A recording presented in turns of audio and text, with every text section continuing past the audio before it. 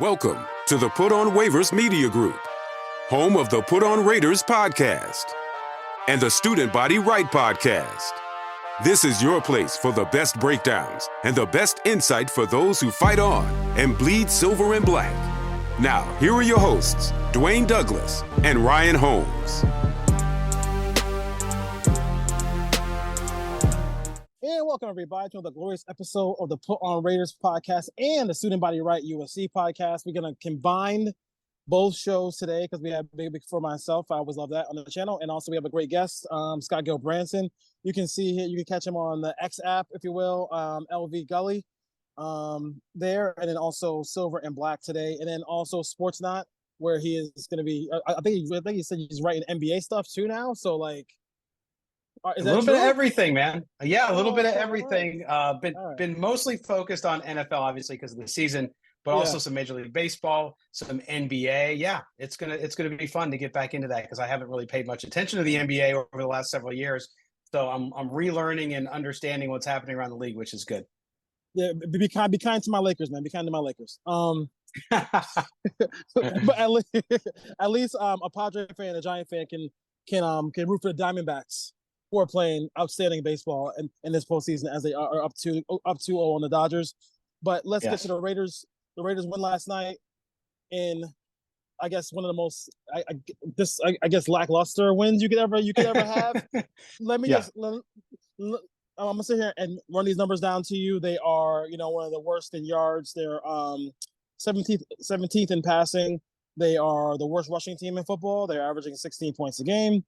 I'm rounding up because it's really 15.8, and then they are playing the Red Hot Chili Peppers game where they're giving away now on offense. They have a bunch of turnovers there. They're 31st in giveaways. What is the biggest of this regime? Because I can argue that they're worse than Gruden and Mayock if you really want to look at it, because they're still depending on Gruden and Mayock players on this roster. What's the biggest disappointment you have for Ziegler and McDaniels? Well, I think it's the inability to see any progress, really, right? So you bring in different talent, you go out, you get a new quarterback, and I said it after last night, and I cover the team as an impartial party. I'm not a big 100%. Raider fan, so all that stuff. I said it last night that the Jimmy G thing is a bust. It's not going to happen. It's not working. You can see it not working. Can he get better this year? Perhaps. Is it good enough? No. So I'm now starting to question. I've been told by people inside the building, no, Ziegler has a plan. He's got to do it. He's going about this. It's got to be methodical, and it doesn't look like it makes sense, but it doesn't make sense. But then I look at this and I said, well, why didn't you go sign Jimmy Garoppolo then? Why not go get a young quarterback? And you know what? Trade up. You could have traded up to C.J. Stroud. And yes, I'm telling everybody I told you so on C.J. Stroud. Yep. But So to me, that's what I don't understand, my man, is I don't understand if your plan is to get better, your coaching is not doing it. Your offensive line is regressing at an alarming rate in both the run game, as you mentioned, and the passing game. It's not good in the passing game either, as you saw again last night. Yeah. And you can't score more than 18 points in a game. This is a offense that is being paid $102 million this year. Yeah. It's number 5 against the cap. So I look at that and I'm like, talent evaluation, not great. Coaching, definitely not great. So what, if I'm a fan, I'm feeling terrible for them because what do they look forward to here? You had the rushing champion. Now he can't run because he's got no line. You have Devontae Adams, best receiver in football, in my view, can't get him the ball. So it's really perplexing. I wish I had a solid answer. But things are not trending in the right direction, despite a win. I know a win's a win. There's no such thing as a bad win, but certainly Raider fans aren't coming out of the win feeling really good about their team. Yeah, and it seems like everything is kind of a seat of the pants. Like it's just like, okay, let's just do this, let's just do that. Like I don't feel like there actually has a plan to do anything, and that's probably why we feel so bad about it. And do they get another opportunity to make another quarterback move? They made a quarterback move with Derek Carr. And they gave him a guaranteed contract, which I don't think any quarterback in football has a guaranteed contract. I mean, no trade clause. They gave him a no trade clause. That's crazy. O'Connell, they trade up to get O'Connell. Why he's not the backup quarterback right now, I have no idea.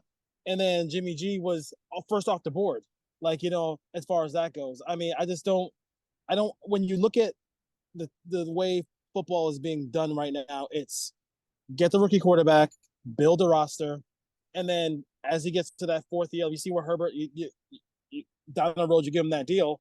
Like I don't know what I'm not sure what John Carroll they're teaching out there in that school, but like I'm not trying to rag on the school, but it's like what like he has so much years of experience of quote unquote team building. Like I'm not sure why this is like so difficult for them to kind of put this team in a semblance of a direction. Correct. Yeah, it's really odd because if the plan is that, hey, you know what, wins are secondary right now because you need to rebuild your roster. Okay, that's fine. So then why would you spend that on a quarterback? It makes no sense.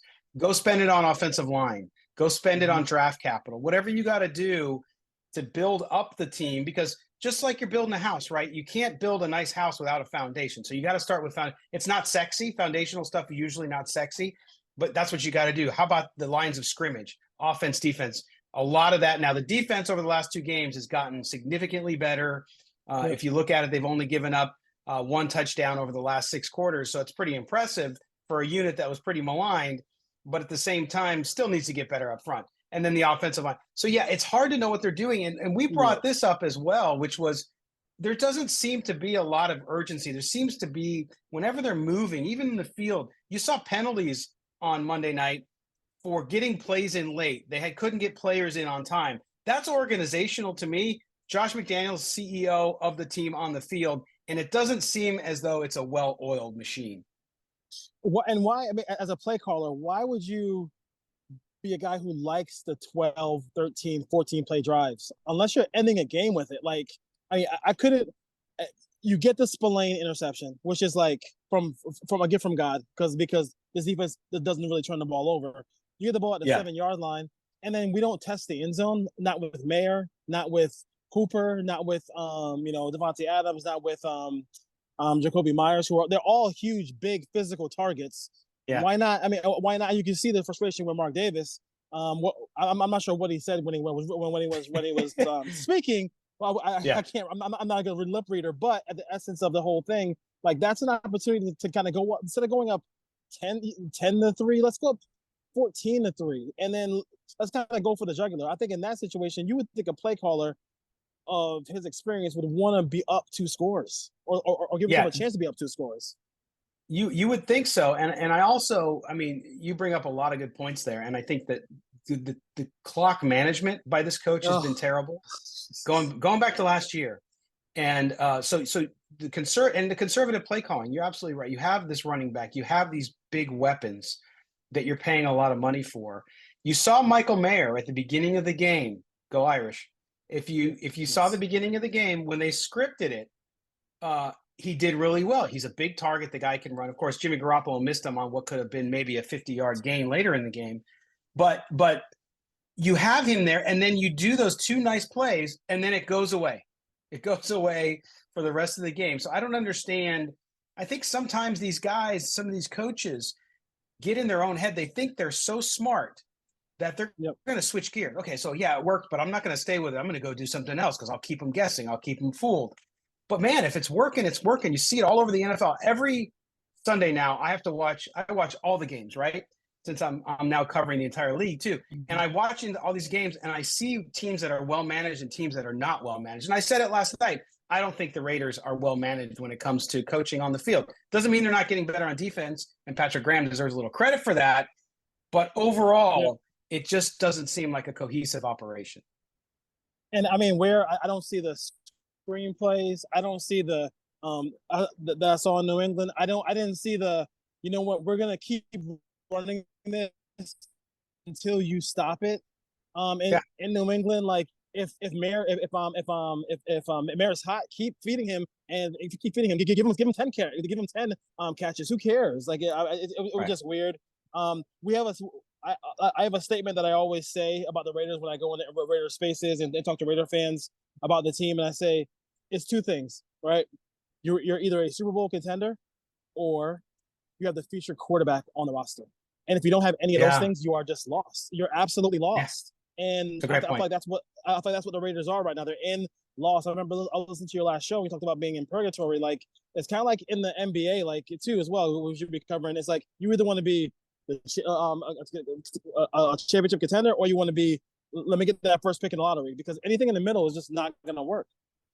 Yeah, you're right, and I think that it's the worst place to be, and it's the worst place for fans too. I mean, the last thing you want is this team, and I predicted them to win 7 games. I think it was. That's the worst place to be. So you're gonna, you'll have a top 12 pick, but not a top 5 pick. And with the quarterbacks coming out now, I think you can actually get a good quarterback this year in the second round. But that's a different discussion. But I do think that you want everybody, all fans are talking about. Of course, they're talking about Caleb Williams. That's who everybody in the world wants.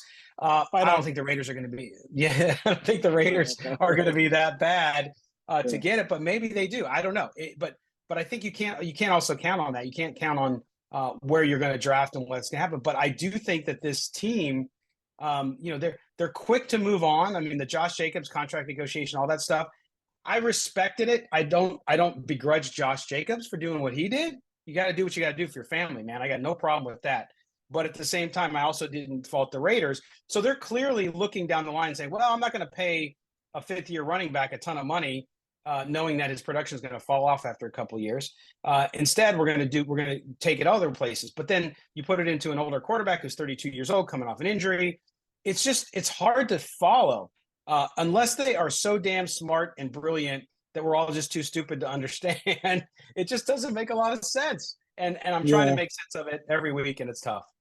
It's hard. It's hard. And this fan base really, they're excited. They want to see a winner on the field, and they just can't get to that point. And it just seems like this is going to be the biggest roadblock for these two. I mean, you never call for their job. I have at times. I'm not gonna lie. Like what is it? The loss of the locker room would probably be the last straw for them. As far as that goes, because I mean, 7 wins is really not something that's acceptable either. Like, what I mean, you're trying to win games and become a playoff team. Yeah, Dwayne, I think the fascinating thing here is what's the gentleman's agreement between Mark Davis, the owner, and these two guys, and between Josh McDaniels and Dave Ziegler. What have they discussed that we don't know? Did they say, hey, listen, you're good this year. No matter what happens, it's all good. You're going to get another year, but after next year, we're going to have more conversation. If that's the case, then so be it. We don't know that. But I do think you're right. I think the locker room situation, and we've been saying it on our show for a while, which is if the locker room gets really bad at any point, or somebody like Davante Adams, who, again, yesterday, the coach was making excuses about, well, he was covered. And then you hear Davante Adams, he's like, yeah, I'm always double covered, but you still got to find me. So you can see he's not being disrespectful to his coach, but he is saying it doesn't matter. Guess what? I'm the best receiver in the league. They're always double teaming me. So you're going to have to get me the ball anyway. So I think that's where the rubber meets the road is I just don't understand. And I don't think they're there yet. I mean, of course, they won a game. So we'll see. They have a pretty favorable stretch here over the next 4. And then it gets really, really difficult. Again, when you look at some of these games, going to Detroit, playing Kansas City, playing, again, the Chargers at home. Dolphins. So it's going to be – and the Dolphins on the road all the way across the country. So, so it until I see something that makes me feel like, oh, okay, they turned the corner. Now, the defense, I think you have seen a little bit of that, but I have not seen it with the offense. And this offense can't score. At a time when the offenses are putting up record numbers, the Raiders seem stuck in 1962. Yeah, it's a hard offense to watch. It's a really hard offense to watch. So that's the Raiders in a nutshell. In college football, one of the biggest games of the year is always USC and Notre Dame. I'll let you kind of. Here we go. Oh God, I can't stand to play like a champion. let's tap the wall. Too funny. No, that's funny. That's all good. So where is this team as far as Marcus Freeman goes? Like, is it really, if he doesn't have if they don't finish strong, is he in jeopardy of not coming back already? Because I mean, I feel like, and he's a defensive coach, correct? Yeah. So I feel like that's one thing that I'm a little bit worried about for the future of like maybe defensive coaches, if this keeps happening where people are just trying to go for the play caller in college football. Yeah. Not the guy who manages the game, but Freeman looked like he could be in trouble, and this is not the. I guess it's it's an emotional matchup for him, but I don't know if it's the kind of best matchup for him because they have had kind of like the Raiders. They've really struggled to score points this year. Yeah, they struggled. I mean, they started off early when they were playing a softer schedule, and then you see them against Ohio State, a game they should have won in my view. They had a good chance to win, and wasn't managed pretty. It wasn't managed well. And you're seeing them go on the road. And look, the Louisville team they played last week was a good team, and so I thought it was going to be a close game. I didn't have any thoughts that it wouldn't be, but the way in which they are beating themselves, the way in which they are unable to close out games goes back to your point about game management. Not that you're not dialing up plays and that you don't have, because they have more talent. They really do have more talent than they've had there in a long time. But is it SEC talent? Is it USC talent on offense? No, but it's much better. And I think he is a good coach. The problem is, can you learn on the job fast enough to appease, as you know, at USC, it's the same thing. Yes. To appease the boosters who are paying your salary, basically, all that extra money. And so if that's the case, are you able to do that? And that's my concern for Marcus Freeman is, can he put it together quickly enough? Because I've never seen, for being a defensive coach, I've never seen a college football team that's ranked and at one time in the top 10 tackle so poorly on defense. Now I know USC's having trouble. I can show you one too. I can show you one. I can show you one. Yeah. So these two teams are going to be like running past each other, doing alligator arms, trying to tackle each other. But that piece of it's really perplexing because it's like, wait a minute, the fundamentals of your defense are poor. You have some talent there. USC's got some talent too. It surprised me to watch both these defenses. So I anticipate it's going to be a high scoring game between the two teams. But yeah, with Marcus Freeman, really likable guy, and you want to root for him, because he's done such an amazing job recruiting there, and I think they have done a better job with the offense this year, but it started to sputter, and they just don't seem to have answers right now. Yeah, it's interesting here on the USC side. I mean, we have a defensive coordinator that nobody wants, and we want. And then last year was the year where they could have been in the football playoff. If they had, a better showing defensively. Jim Leonard was out. Jim Leonard was the hanging fruit that was out there, and everybody and all USC fans wanted to go get him. And I don't, I think in the last press conference that they had with Caleb Williams and Lincoln Riley, Caleb Williams talked about how he doesn't really love to run. I mean, if he has to, he will. But like, he wants to be, if he wants to be in the pocket, let all the weapons do their thing.